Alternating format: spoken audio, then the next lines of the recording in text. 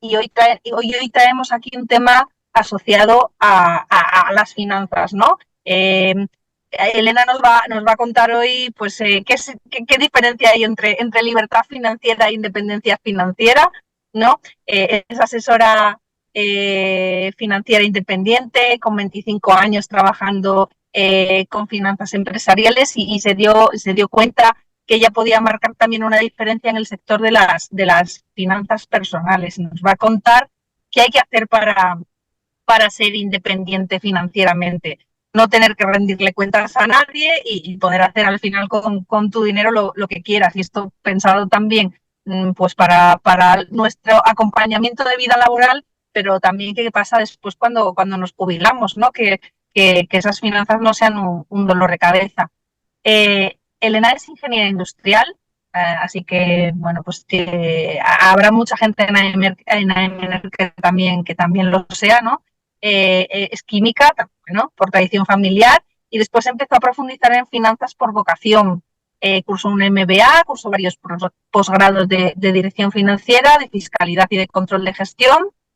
Y lo que realmente la diferencia, no todo esto de formación, es la forma en la que cuentan las cosas para que se entiendan fácilmente, que al final las finanzas, pues aunque tengan palabras complicados, ¿no? Pues al final son solo sumas y restas, y que solo es necesario tener ahí la información para poder tomar decisiones conscientes.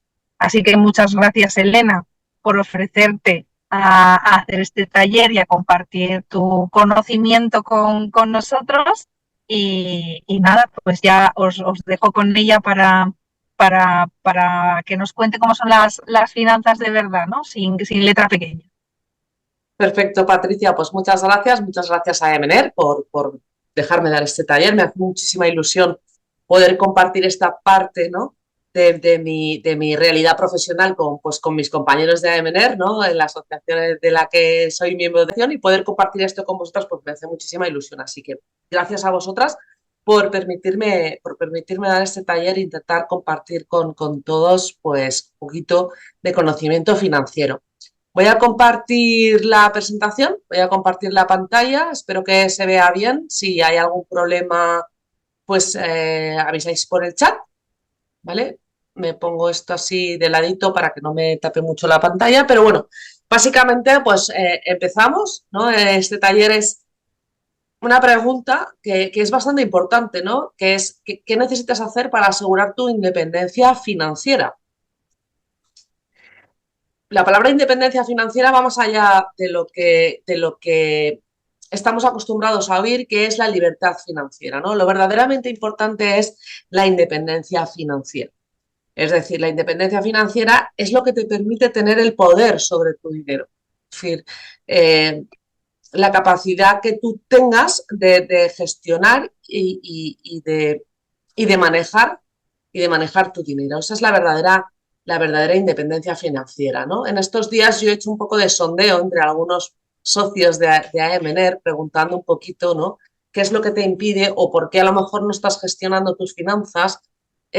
Muchas personas me decían, pues es que no tengo tiempo, ¿no? Eh, Otras personas me decían, no, yo lo tengo delegado, me lo lleva mi marido, me lo lleva en el banco, me lo lleva este, me lo lleva el otro, ¿no? Es como, no va conmigo, no tengo tiempo, estoy demasiado ocupado y esto es algo que ahora no, que ahora no es prioritario, ¿no? Y al final eh, el dinero es importante, ¿no? Y gestionar el dinero es importante porque es que lo que nos va a permitir es hacer lo que nosotros queramos al final en un futuro, ¿no? Entonces, voy a ser bastante, digamos, directa en esta presentación, como yo suelo ser siempre, ¿no? Entonces voy a hacer preguntas bastante potentes. Para empezar, pues casi todos los que estamos aquí tenemos una mentalidad STEM, no tenemos una mentalidad de ciencias, ¿no? Y yo lo que os pregunto es, oye, ¿estás aplicando tu mentalidad STEM a la gestión de tus finanzas? Es decir, yo he visto personas de nuestro sector, ¿no? Del sector más STEM, ¿no? Hacer Excels extraordinarios, ¿no? Que controlan todo, que lo miden todo, que podemos llegar con un Excel a saber vamos, lo que nos dé la gana sobre lo que nos dé la gana, ¿no? Y somos capaces de hacer eso en nuestros entornos profesionales. Pero luego dices, pero, ¿y no llevas un Excel de tus gastos? Es decir, de lo que tú gastas en tu vida. Es decir, tú sabes, pues todos es muy fácil, o casi todos, ¿no? Sabemos qué ganamos cada mes, ¿no? O sea, lo de los ingresos como que lo tenemos todos bastante controlado. Bueno, va entrando, no pasa nada. Pero oye, ¿y lo que sale? Porque somos capaces de utilizar nuestra mente, ¿no? Que es organizada, estructurada, ordenada, digamos, clara, ¿no? Y precisa y muy eficiente, diría yo, ¿no? En la mayoría de los casos, porque no lo usamos luego para gestionar nuestro día a día, nuestras finanzas diarias, ¿no? Porque al final el dinero es lo que te va a permitir mantener tu estilo de vida hasta el final de tus días. Es decir, ahora no tienes tiempo, pero tienes dinero, ¿no? Pero claro, igual cuando te jubiles y no planificas, lo que tendrás es tiempo, pero a lo mejor no tendrás dinero, ¿no? Entonces, claro, aquí se plantea un objetivo, ¿no? ¿Cuál es tu objetivo? ¿Qué quieres tú a futuro, ¿no? Y aquí plantea otra pregunta, ¿no? O sea, ¿jubilarte y sobrevivir o jubilarte y disfrutar de tu tiempo? Porque es muy diferente. Es decir, jubilarte y sobrevivir es poco como dicen, no quiero usar religiones, pero es que hay la frase esta de Alá proveerá, ¿no? Es decir, bueno, yo fluyo con la vida, ¿no? Y pues ya veremos, ¿no? Cuando llegue el día, pues el Estado me pagará una pensión porque mi empresa cotiza por mí o yo qué sé, ya heredaré, ya veré cómo me apaño, ¿no? Bueno, eso sería jubilarte y sobrevivir, ¿no? O, o tener un plan, ¿no? Para cuando el día que te jubiles y entonces tengas tiempo, pues puedas disfrutar de ese tiempo, ¿no? Y no simplemente pues sobrellevarlo de la mejor forma posible. Entonces, hay bastantes beneficios que aporta el hecho de la independencia financiera, que son estos de aquí. No sé si veis bien, porque como yo estoy compartiendo la pantalla, no sé exactamente qué veis y no veis, Lo pero vemos, lo vemos. Ujú. vale, voy a intentar hacer esto más pequeño. El ¿Vale? 1, 2, 3 lo vemos. Exacto. ¿Cuáles son los beneficios de la independencia financiera? ¿No? ¿Qué me aporta a mí el tener independencia financiera? Pues control sobre tu vida, básicamente. Poder elegir, es muy importante poder elegir. La independencia financiera lo que te permite, lo que te da es la libertad de poder elegir, de poder decir si quiero gastármelo o no me lo quiero gastar. Eso lo puedo decidir cuando lo tengo, es decir, cuando yo tengo el dinero para gastármelo o no, es cuando tengo la libertad de poder elegir si me lo gasto o no me lo gasto. Si no lo tengo, no tengo ninguna libertad, simplemente no me lo puedo gastar. Parece una tontería, pero es muy importante el poder elegir qué hago con mi dinero, con mi estatus, con mi nivel de vida y sobre todo, y el tercer punto, la tranquilidad de no depender de nadie. Es decir, la independencia financiera te da eso, independencia, es decir, no depender de nadie, ser financieramente independiente, esa tranquilidad de que no haya nadie que tenga que ocuparse de ti porque tú eres independiente, que luego alguien se ocupa de ti, perfecto, pero que no lo necesites. Todo esto es lo que te da la independencia financiera, porque el término que nos explican y que se escucha muchísimo de libertad financiera es una falacia, no existe. No hay una libertad financiera, hay una independencia financiera que te permite libertad de elegir y de tomar tus propias decisiones. Lo que tenemos que procurar es conseguir esa independencia financiera, ¿vale? Eh, claro, y aquí pues surge otra pregunta, es ¿quién puede conseguir la independencia financiera? ¿Todo el mundo puede conseguir la independencia financiera? Pues no, no. Solo puede conseguir la independencia financiera quien tiene capacidad de generar ingresos, ¿vale? Es importante, es imprescindible, hay que tener ingresos, ¿no? Los ingresos pueden llegar de diferentes fuentes. La inversión también genera ingresos, por ejemplo, ¿no? Pero lo único que vamos a poder controlar realmente son nuestros gastos. Es decir, los gastos es algo que nosotros podemos controlar, pero la capacidad de generar ingresos es lo que nos va a permitir que nosotros podamos conseguir esa independencia financiera. Tenemos que tener capacidad de generar ingresos.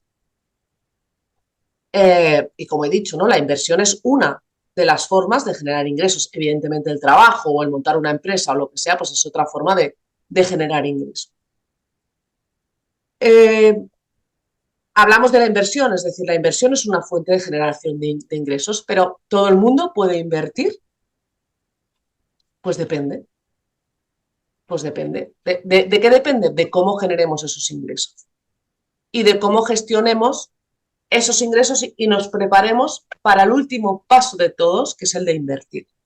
Antes de invertir, pues tenemos que implementar una serie de pasos que son necesarios para poder llegar a este punto, ¿no?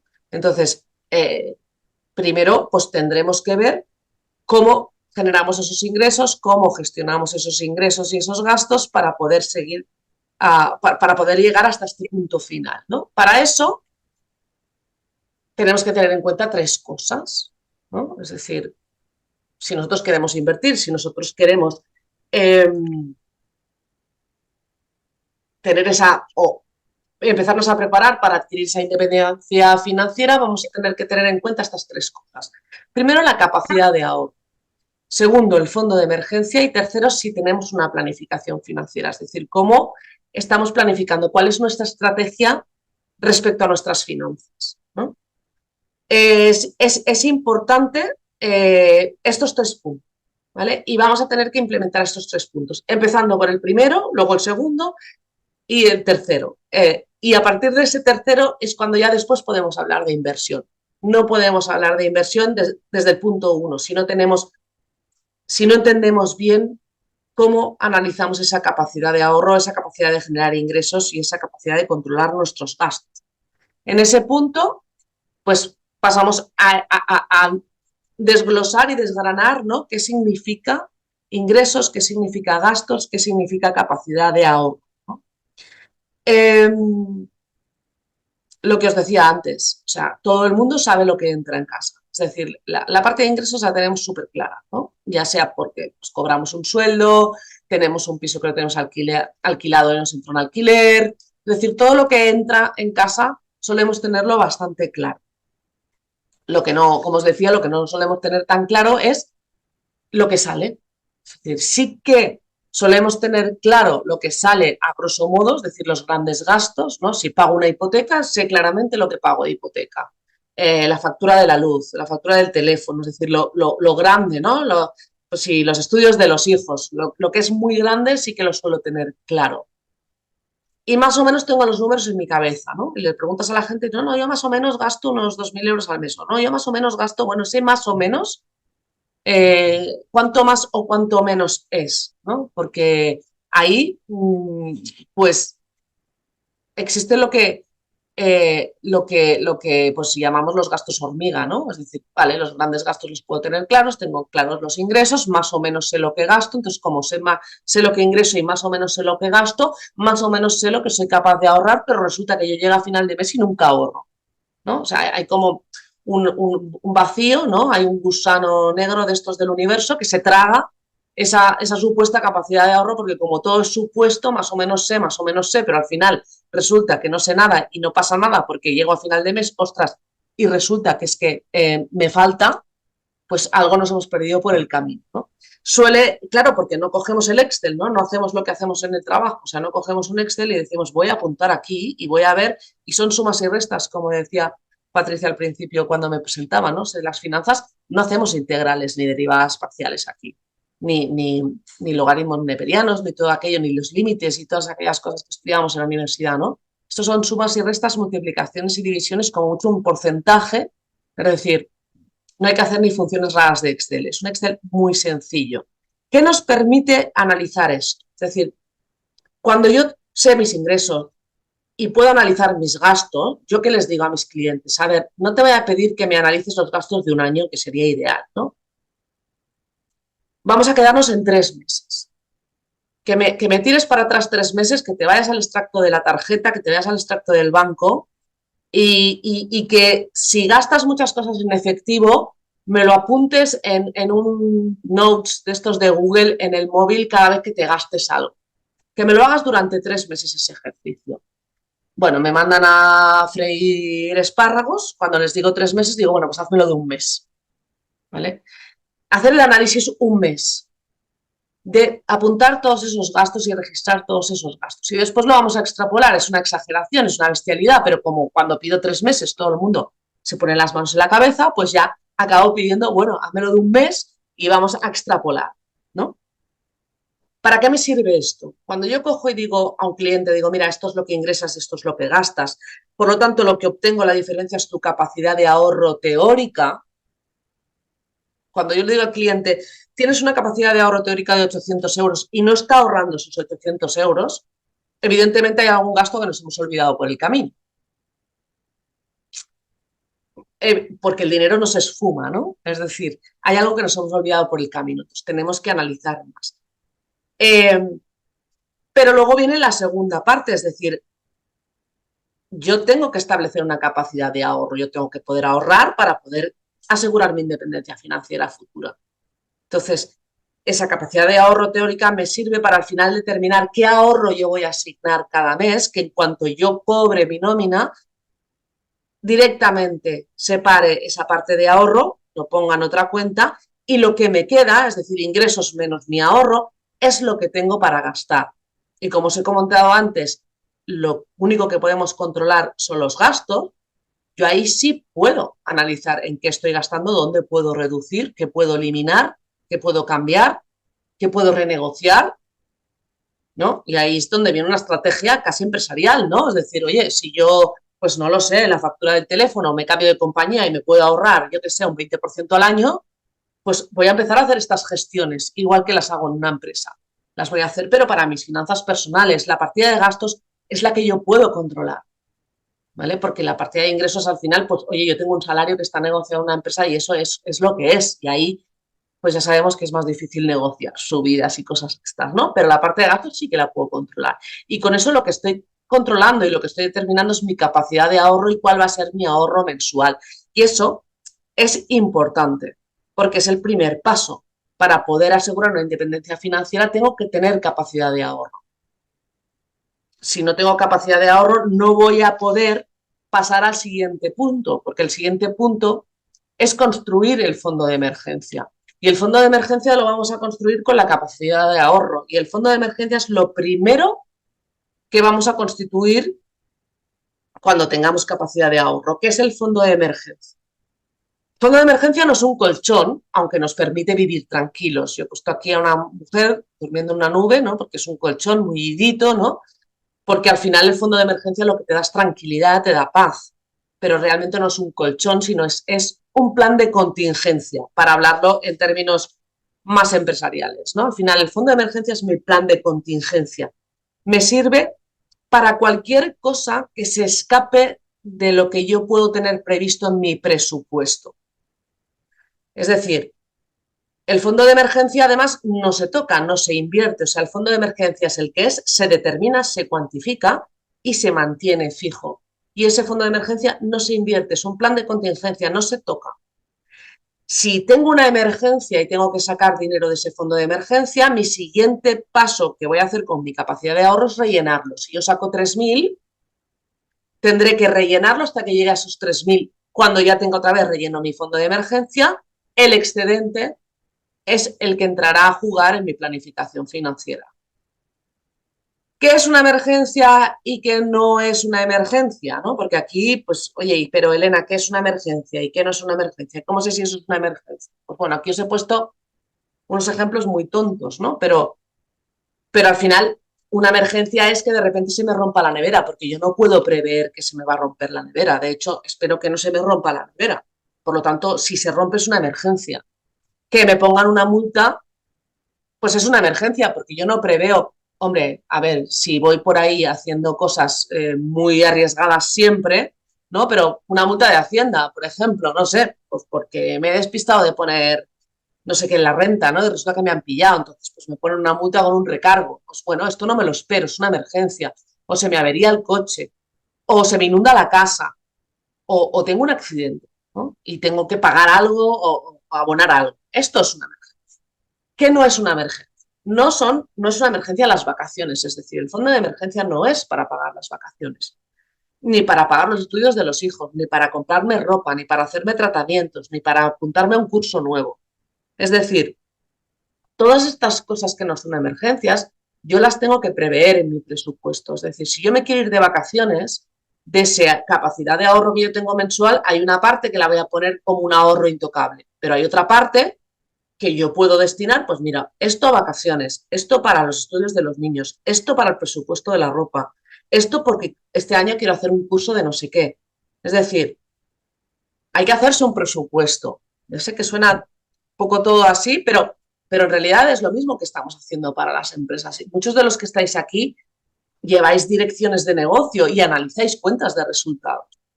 Pues es que las finanzas de casa no dejan de ser una cuenta de resultados, donde hay que presupuestar también las cosas, ¿no? Para tener ese control sobre nuestras finanzas. ¿Cómo podemos rellenar ese fondo o cómo podemos hacer ese presupuesto? Pues, por ejemplo, yo en mi caso, pues tengo varias cuentas. Yo tengo mi cuenta de empresa, luego tengo mi cuenta personal, luego tengo la cuenta de casa común, tenemos una cuenta que es la del ahorro intocable, que es la del fondo de emergencia, luego pues otra cuenta pues para inversiones, las cuentas de los niños, es decir, al final las entidades bancarias te permiten crear un montón de cuentas corrientes y tú puedes cada cuenta ponerle un nombre y asignar dentro de cada cuenta el importe, ¿no? Para gestionar aquel aspecto, ¿no? Una cuenta para impuestos, por ejemplo, ¿no? Y entonces ya tienes asignado ahí un dinero que sabes que está destinado a eso y por lo tanto todo eso no es una emergencia, ya lo tienes previsto, ¿no? Lo tienes cuantificado. Tu fondo de emergencia está ahí. ¿Cómo tiene que ser el fondo de emergencia o de cuánto tiene que ser el fondo de emergencia? Pues aquí hay diferentes criterios, ¿no? El estándar del sector financiero te dice que es de 3 a 6 meses de los gastos mensuales que tú tienes. Yo a lo mejor a mis clientes, si son perfiles más conservadores, les suelo hacer de 6 a 12 meses de los gastos mensuales que tienen como fondo de emergencia, ¿no? Depende, ¿no? Aquí depende de los gastos que tengas, depende del perfil que seas, pero pues entre 3 y 12 meses de los gastos mensuales que tienes es el fondo de emergencia. Es aquel fondo que te permitiría que si tienes que quedar sin trabajar durante 3 meses o 6 meses, tú puedas seguir haciendo frente a tus gastos mensuales sin problema, no te tengas que endeudar y no tengas que hacer nada, ni tocar tus otras partidas, ni tocar tus otras inversiones, ni alterar tu planificación financiera. Y luego, pues ya cuando tenemos el fondo de emergencia, ¿no? Ya lo tenemos constituido, lo tenemos creado, con lo que nos sobre es con lo que empezamos a hacer una planificación financiera. El exceso, una vez ya tengo el fondo de emergencia cubierto, el exceso de ahorro que tengo es el dinero que ya tengo que poner a trabajar porque también me va a generar ingresos, ¿no? Para conseguir la independencia financiera hemos dicho que tenemos, a ver, veo que David ha levantado la mano. Sí, Elena, no sé, ¿te puedo hacer preguntas ahora? Sí, ¿Esperamos al sí, final? sí. Bueno, Mira, me ha encantado un comentario del fondo de emergencia que estabas diciendo, sí. ¿no? Que dice, el fondo de emergencia no se invierte y tiene que estar ahí, quietecín, a la espera de su uso correspondiente, ¿no?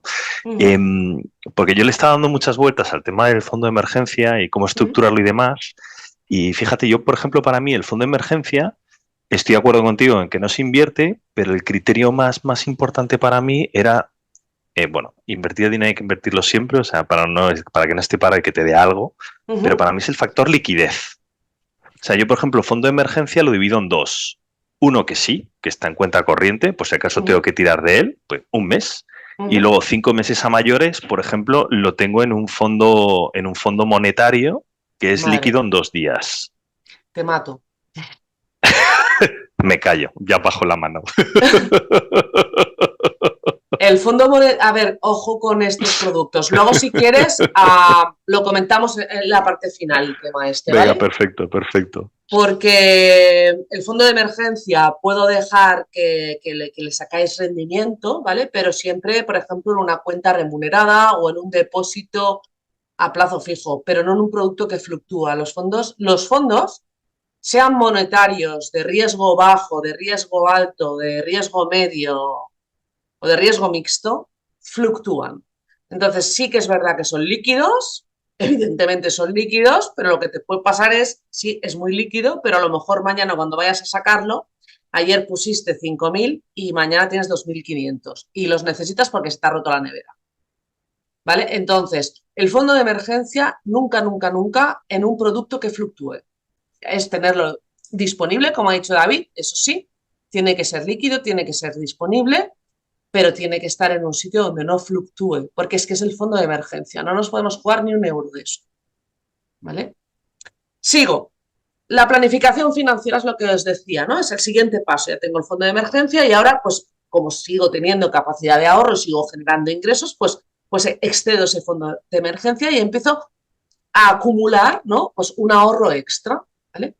Ese ahorro dentro de una planificación financiera lo voy a tener que gestionar y ponerlo a trabajar teniendo en cuenta diferentes horizontes temporales, o sea, mi plazo inmediato, el corto plazo, el medio y el largo. Según el plazo en el que yo quiera trabajar ese ahorro, pues voy a mirar una serie de características que tengan que tener esos productos con los que yo esté trabajando. Pues David ha dicho lo de la liquidez, por ejemplo, pero también está el tema de la seguridad, el tema de la rentabilidad, el tema de los gastos que tenga ese producto. Hay productos que tienen gastos, comisión de gestión, comisión de depósito, es decir, hay que analizar también qué gastos tienen los productos y luego no es lo mismo trabajar a corto o medio plazo que trabajar a largo plazo, donde a lo mejor estamos buscando ya pues más protección, más rentabilidad, obviamente, cuanto más plazo, pues más rentabilidad querremos buscar, pero a lo mejor eso nos impide que tenga tanta liquidez, ¿no? O, por ejemplo, si hacemos inversiones inmobiliarias, pues evidentemente la liquidez es mucho menos, ¿no? Es una inversión a largo plazo, ¿no? Pero si me compro una casa, aunque sea para ponerla en alquiler, mi idea no es venderla mañana, es decir, es tenerla un tiempo y sí, a lo mejor a futuro me la tengo que vender, pero no es un activo líquido, no es algo que yo pueda quitarme de encima y convertirlo en liquidez de forma muy rápida. ¿Vale? Dentro de la planificación financiera, yo aquí os he puesto, ¿vale? Yo tengo un método para diseñar planificaciones financieras que se llama el método de los 7 pasos, ¿no? Y entonces aquí os he puesto los 7 pasos que tenéis que seguir para diseñaros vuestras propias planificaciones financieras, ¿vale? Y tenéis que seguir estos pasos en este orden y sin saltaros ninguno de estos pasos. ¿Vale? El primer paso es analizar vuestro punto de partida, lo hemos visto, ¿no? Ingresos, gastos, qué capacidad de ahorro tengo mensual, qué estoy ahorrando, qué no estoy ahorrando, qué productos tengo ya contratados, ¿no? David ha dicho uno, Eugenia ha dicho, pues tengo una cuenta en Francia porque aquí no tengo cuentas remuneradas, pues ya tienes otro producto contratado, es decir, ¿qué tengo? ¿Por qué lo tengo? ¿Para qué lo contraté? ¿Cuál era mi objetivo? ¿Qué pretendía con esto?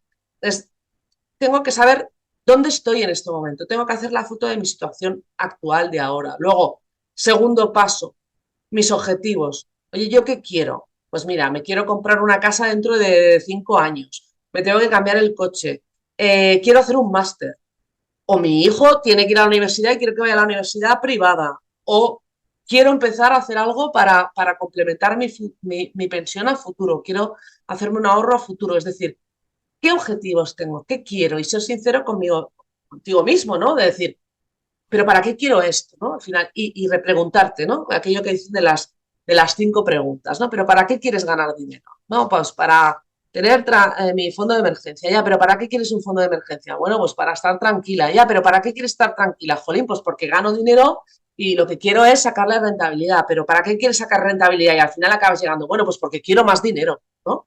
Al final es lo que quiero es tener más ingresos, porque cuantas más ingresos, hemos dicho, ¿no? Que la independencia financiera depende de la capacidad de generar ingresos. Por lo tanto, si yo tengo un ahorro que es capaz de generarme más ingresos, me está acercando más a mi independencia financiera.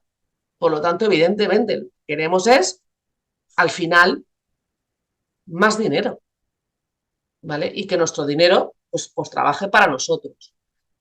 Tercer punto, análisis.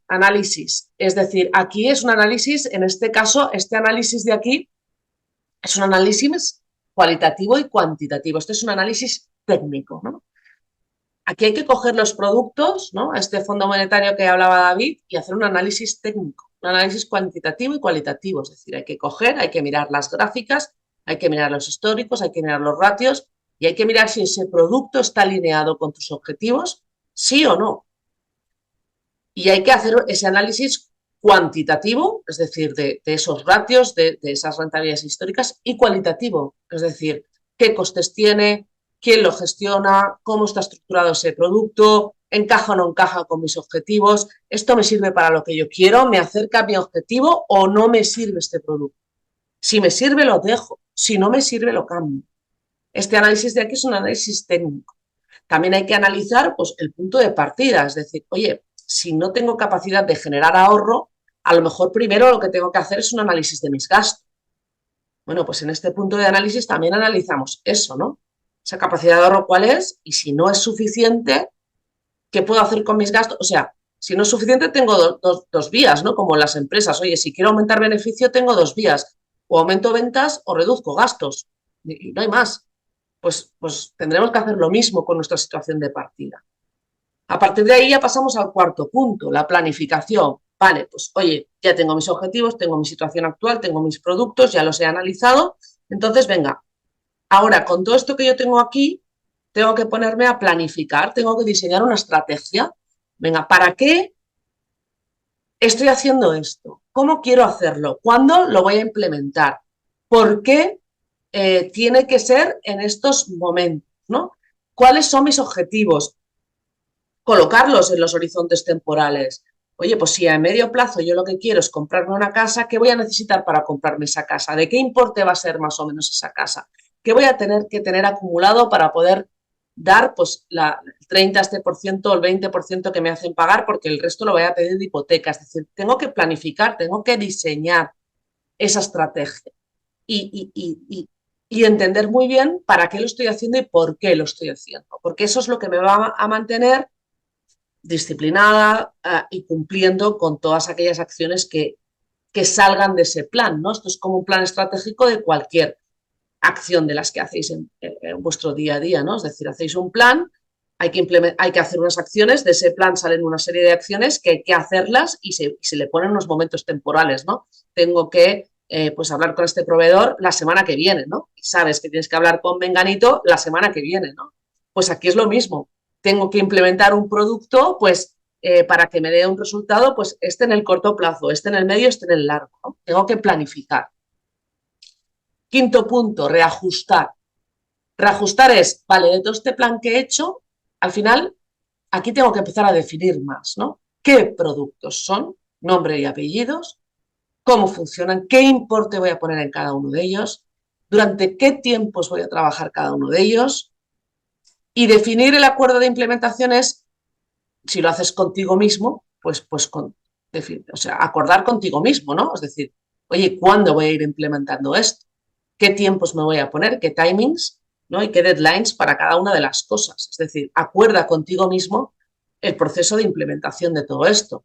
Claro, yo cuando lo hago con mis clientes lo acordamos mutuamente, es decir, lo acordamos entre todos, ¿no? Pero si esto te lo haces tú solo, pues acuérdalo contigo mismo, ¿no? Es decir, establece un acuerdo, ¿no? Y comprométete con ese acuerdo.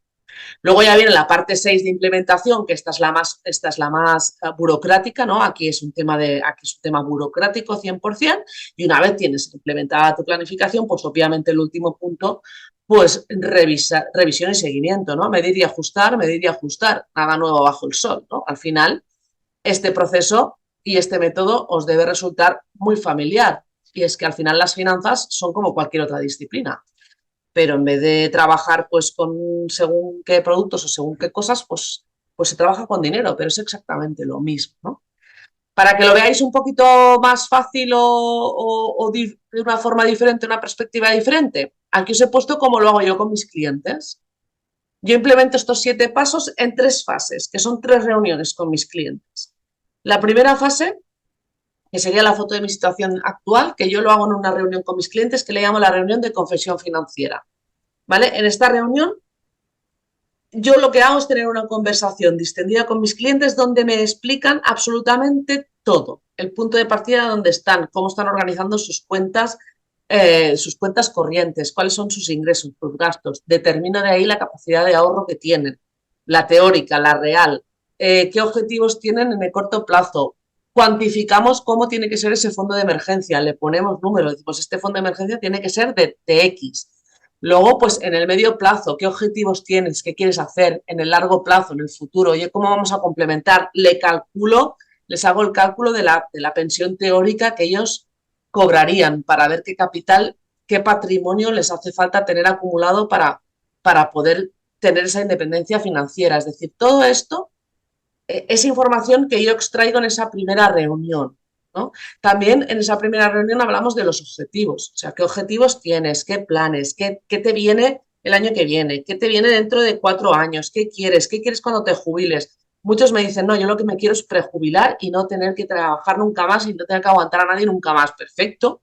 ¿Cuándo quieres hacer eso? Pues cuanto antes mejor. Vale, pues vamos a ver cuánto tiempo vas a tardar en hacer esto, ¿no? Luego os enseñaré una planificación real de una clienta, ¿no? Que tiene 42 años y si ella quisiera podría dejar de trabajar ya y vivir de renta, ¿no? Entonces, todo esto hay que planificarlo, hay que organizarlo y hay que estructurarlo. Después viene mi trabajo, que con toda esta información que me da la confesión financiera, yo hago todo el análisis que os he dicho antes, tanto el análisis técnico de productos financieros que tengan, como también el análisis de su situación de partida. O sea, ver todo el escenario, toda la situación esta de partida, valga la redundancia, ¿no? Para luego, a partir de ahí, poder hacer el cuarto paso, que es la planificación, es decir, diseñar la estrategia financiera para que mi cliente pueda conseguir esos objetivos que quiere conseguir. Diseñarle ese plan con las acciones concretas, en los tiempos concretos, con productos concretos y con cantidades concretas. Y les preparo normalmente 2 propuestas. Perdona que te interrumpa. Esa planificación, ¿con cuánta antelación hay que hacerla? Entiendo que igual depende mucho de cuál es el objetivo o si es la jubilación o es comprarse una casa, pero siempre es mejor cuanto antes. Mira, claro, esto es la típica pregunta. No sé, oye, ¿cuándo empiezo a hacer una planificación financiera para mi futuro? Pues mira, mejor, o sea, era mejor ayer, pero como ayer no lo hiciste, pues mejor lo haces hoy. Es decir, cuanto antes empieces, más tiempo tienes, con lo cual más tranquila vas. Pero ¿hay algún problema si alguien se da cuenta de esto con 52 años? Pues no, porque más vale que empiece con 52 que con 58. ¿Me explico? Es decir, cuanto antes empieces, más tiempo tienes, con lo cual con menos esfuerzo consigues más. Si empiezas más tarde, pues hay que hacer un poco más de esfuerzo, ¿vale? Pero siempre va a valer la pena, aunque sea tarde, empezar, porque siempre te va a reportar algo más que si no empiezas. Entonces, ¿cuál es el mejor momento? Era ayer, pero como ayer ya no lo hicimos, pues es hoy, ¿sabes? Pero sin entrar en agobios, tampoco quiero que nadie entre en agobio ni en paranoia, es decir, al final esto es una realidad, que no le metemos mano muchas veces por falta de tiempo, porque vamos agobiados, porque tenemos 1000 historias. Entonces, al final es, pues un poco tomar conciencia y al final coger en la agenda y decir, me toca mucho las narices, pero el sábado por la mañana me voy a poner a mirar el extracto de la visa y voy a coger un Excel y voy a apuntar los gastos ahí. Y me bloqueo eso en la agenda.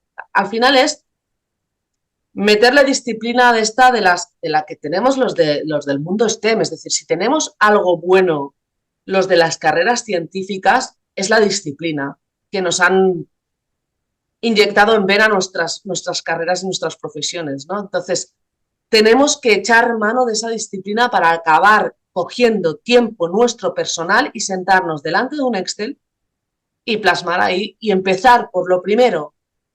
¿Qué estoy gastando? ¿Cuál es mi capacidad de ahorro? O sea, empezar por el principio y poco a poco, sin agobiarse, ir avanzando. Cuanto antes empecemos, mejor. Sin agobios, pero teniendo en cuenta que es que tenemos que empezar desde primero de planificación financiera, ¿vale? No nos podemos ir a la Universidad de Planificación Financiera invirtiendo en fondos si no hemos pasado por primero de primaria de planificación financiera, no tenemos y no sabemos realmente cuál es nuestra capacidad de ahorro, ¿vale? Entonces yo aquí les hago las propuestas. Claro, yo cuando se lo hago a mis clientes, se lo hago todo a mis clientes. Sí que me tienen que hacer algunos deberes, ¿vale? Lo de los gastos, claro, yo no voy a entrar en su cuenta bancaria a mirarle el extracto de la visa, o sea, me tienen que hacer algunos deberes, pero claro, ellos también, como le ponemos un día y una hora a esa reunión, pues ya al final, ¿no? Lo que decíamos, Patricia, o sea, al final ellos pues se tienen que fastidiar, oye, y si se tienen que estar un domingo por la tarde, pues mirando el extracto y poniendo los gastos, pues, pero al final se sientan y lo hacen. Disfrutando del Excel, hombre. Claro, pero es el primer paso. O sea, en el momento que te has quitado eso de encima, que es lo más pesado, todo lo demás viene rodado. O sea, es como cuando hay algo que te da mucha pereza hacer en el trabajo y al final, el día que coges y a primera hora de la mañana lo primero que te quitas de encima es aquello que más detestas, el resto del día es maravilloso. Pues con las finanzas pasa lo mismo. O sea, al final, lo más pesado y lo que más le cuesta a todo el mundo es sentarse y listar los gastos, y en el momento en que eso se hace, todo lo demás es muchísimo más sencillo. O sea, aquí esto es lo que hago. La segunda reunión lo que hago es que les presento todo este trabajo que yo he hecho, de análisis, de definir esa planificación, del por qué, del para qué. Es decir, aquí en esta reunión yo ya se lo doy todo hecho. Le digo, mira, ¿ves? Esta es tu situación, este es tu análisis, esto tal, estas son las propuestas para esto, por esto, por esto, por esto, para esto, por qué, tal. Se lo explico todo. Se lo mando todo, le dejo que lo digieran y tal, y hacemos una última reunión donde lo que hacemos es reajustar, qué les ha gustado, qué no, entrar en más detalle, obviamente, pues de cuáles son los productos, características concretas, pero esto ya es al final, ¿eh? Porque los productos de inversión al final es lo último, ¿eh? Es lo último que nos interesa muchísimo más todas las dos primeras partes. Al final el producto ahora puede ser uno y el año que viene ha salido otro mejor y lo cambiamos y ya está. O sea, el producto es un instrumento. No nos tiene que preocupar demasiado los productos. Nos tiene que preocupar tener claro todo el plan, toda la estrategia. Y ya está. Y a partir de ahí, pues lo implementamos para que veáis cómo se hace una planificación o cómo yo las hago, ¿no? Esta es una sencilla, ¿vale? De un matrimonio muy joven que quieren empezar a planificar sus finanzas. Pues yo se lo cuantifico los 4. Yo uso Excel, es que es siempre Excel. O sea, 4 horizontes temporales, plazo inmediato, corto plazo, medio y largo. Les hago la foto, chicos, estáis aquí, lo tenéis todo en la cuenta corriente, todo está aquí 100%, o sea, no han hecho nada, nada, nada. Está todo ahí, riéndose de asco. Y ellos pues tienen unos objetivos y unos planes, ¿no? Y entonces yo, pues en función de todo lo que me han explicado, cojo y lo que les hago es una propuesta. Se lo distribuyo en los diferentes horizontes temporales. Mira, esta cantidad la vamos a trabajar en el corto plazo, esta la vamos a trabajar en el medio, la vamos a trabajar de esta manera, aquí vamos a hacer esto. Evidentemente aquí yo, como asesora financiera, he determinado su perfil de riesgo, he determinado muchas cosas yo aquí en esta reunión. Aquí se ve el resumen, pero aquí hay mucho trabajo hecho detrás, ¿no? O otra mucho más complicada, ¿no? Esta es la chica que os decía que ella podría, si quisiera, vivir de renta. Tiene 42 años, ya no tiene que trabajar más, pero ella su objetivo era, yo quiero vivir de renta, o sea, quiero poder dejar de trabajar. Entonces, su situación de partida y su planificación financiera en diferentes horizontes temporales, con diferentes productos, diferentes rentabilidades, diferentes importes, ¿vale? Para irlo trabajando, ir haciendo estas acciones que irán teniendo impacto en los diferentes horizontes temporales, unos en el corto, otros en el medio, otros en el largo, porque al final lo que queremos es incrementar su patrimonio para que con esa masa patrimonial, rentabilizando esa masa patrimonial, ella mantenga su patrimonio y viva de renta, viva de los intereses. Eso es lo que es vivir de renta. En la fase de implementación, que es la fase más burocrática que os decía, pues la fase burocrática es pues, determinar las cantidades que se van a invertir, enviar los datos personales, toda esta fase de implementación yo hago todo esto para mis clientes, ¿no? Es decir, yo les acompaño y les ayudo a implementar todo esto, es decir, definimos las cantidades, me envían los datos, yo me ocupo de preparar y revisar todos esos contratos, agendamos las fechas para las firmas, organizamos todo el tema con los bancos para las transferencias, pues si hay que liquidar otros productos, hay que vender fondos, hay que hacer acciones, hay que hacerlo, o sea, todo lo que haya que hacer pues lo organizamos y después pues ya se hacen las transferencias, se envían los comprobantes de las transferencias y se pone en marcha pues o las inversiones, ¿no? Y entonces esas inversiones son las que empiezan a generar ese patrimonio, esa generación de ingresos que lo que va a hacer es acercarnos mucho más a esa independencia financiera. Y poco más, o sea, esto es lo que yo he venido a explicaros hoy. A partir de aquí sí que ya, pues abrimos micrófonos y me hacéis pues todas las preguntas que queráis. Voy a ponerme aquí más casillitas de todos, que os vea las caras, A y que ver, así ¿no? si me hacéis preguntas, os pueda ver. ¿Qué es lo que te guía a ti más? Así, al final, entiendo que el perfil de riesgo que tenga cada persona es uno de los puntos clave, ¿no? Si está dispuesto a asumir más riesgo para poder tener una rentabilidad más alta. No sé si la capacidad de ahorro puede ser otro de los puntos, pero no, hay más aspectos que condicionan esa planificación. Sí. Evidentemente su situación financiera, es decir, yo os lo he dicho muy claramente, para tener independencia financiera hay que tener capacidad de generar ingresos. Yo a veces pues veo situaciones en las que son personas que tienen muchísimas deudas y realmente no están teniendo ninguna capacidad de ahorro. Entonces yo ahí no les hago una planificación financiera, yo ahí lo que les explico es lo que tienen que hacer antes de que yo pueda ayudarles a hacer una planificación financiera. Acordaros, os he dicho que hay 3 pasos, ¿no? Ingresos y gastos, fondo de emergencia y luego viene la planificación financiera. Yo lo que siempre soy es súper transparente y súper honesta.